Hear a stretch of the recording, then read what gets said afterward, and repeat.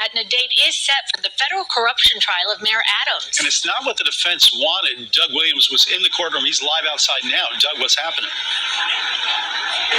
Cindy and Dick, good evening. April 21st of next year is the start date of this trial. That's a blow to Mayor Adams and his legal team. They had argued for a speedy trial beginning no later than March. Mayor Adams did not stop to speak to reporters after the proceedings today, nor did he show much emotion at all throughout them. Judge Dale Ho did not rule on the motion that the Adams camp had put forth, but heard the opinions of both sides of it. The mayor's attorneys believe one of the corruption charges of a quid pro quo with circus officials is too vague in terms of substance, timeline, and it's worth noting that even if the judge were to grant that, there are more. We still go to trial. And then as for the trial date, Adams and his team wanted no later than March because of next year's election. Prosecutions, they were hoping for sometime in May. Judge Ho said April 21st due to the sizable amount of evidence and discovery. For example, and this was interesting, the feds say they have 60 to 70 devices that they've seized in this case.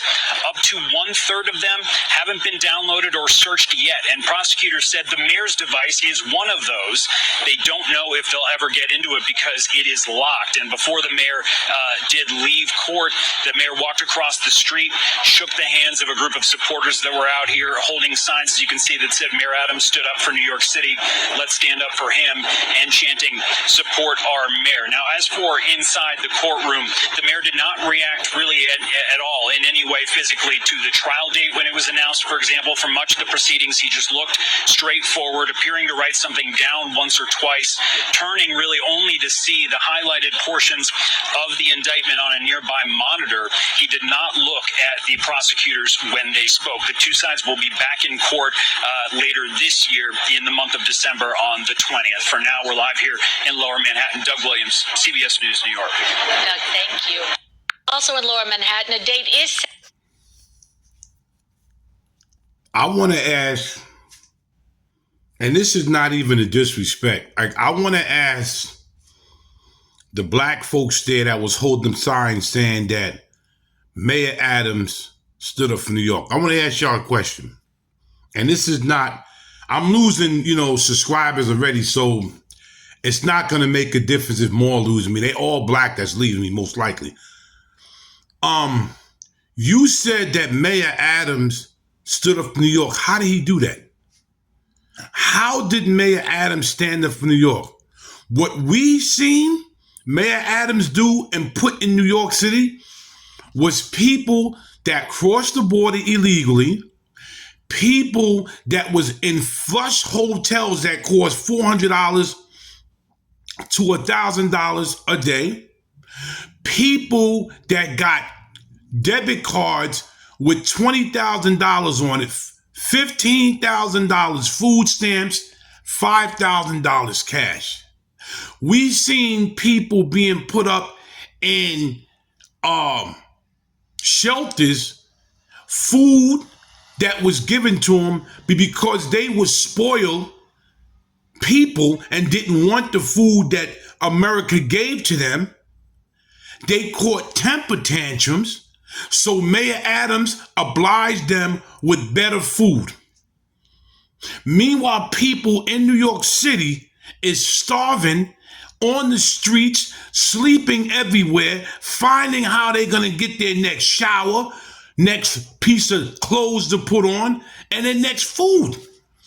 So explain to me, the people out there was black American, explain to me how Mayor Adams stood up for New York. New York is in a shambles right now. Are y'all living in a fantasy world or are y'all living in real times? Because my guess, y'all are living in Walt Disney. How did the mayor stand up for New York when he brought illegal immigrants here that was disrespectful, caused gangs, a lot of them prostituting themselves, being pimped out? I mean, can y'all explain to me, the black Americans there that said this, how did Eric Adams stand up for New York? How? I mean, I'm already losing subscribers. I don't know why, but you know what? They're leaving me every day. It's people like me that tell the truth, and nobody wants to hear the truth. So when you hear the truth, you just cut yourself off from a person, and that's what people are doing. Every day, 10 to 5 people are leaving me. So I might as well just come out and be brutal. Explain to me, how did Eric Adams save New York? Like, share, subscribe, and leave a comment. A decent comment, no disrespectful comment. But explain to me in the comment section, how did he stand up for New York when he brought people here and did for them, but he didn't do for the people of America that live in New York? This is Big Hawk, that Yonkers native, the host of Street Talk,